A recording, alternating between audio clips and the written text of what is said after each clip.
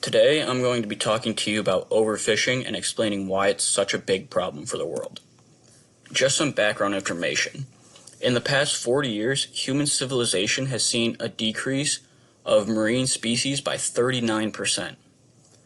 This is probably in direct correlation with the fact that in the past 50 years, humans have doubled the amount of fish that we consume every single year, which means that we doubled the amount of fish caught every single year. It's reported that every single person eats roughly 19.2 kilograms of fish every single year.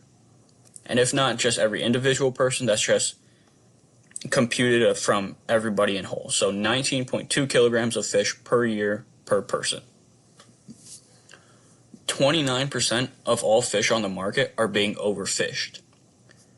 We also often target apex predators in the ocean, such as sharks, which is not good for the ecosystem of the ocean at all. So what are some effects of overfishing?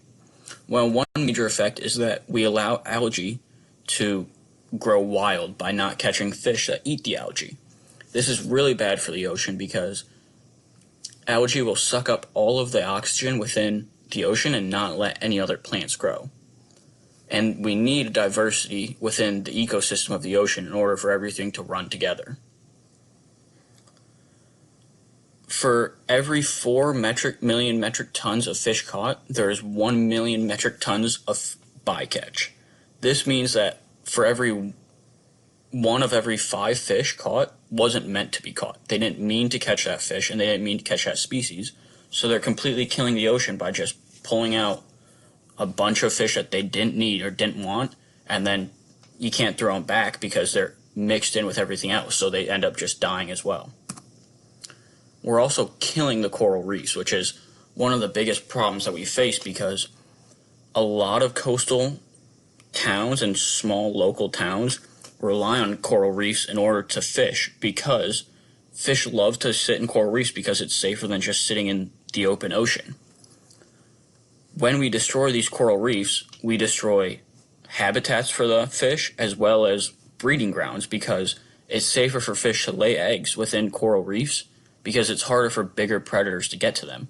So by killing coral reefs, we're also killing our chance of continually getting fish from these coral reefs, which completely hurts the environment because then more fish just continue to die out through natural causes as well.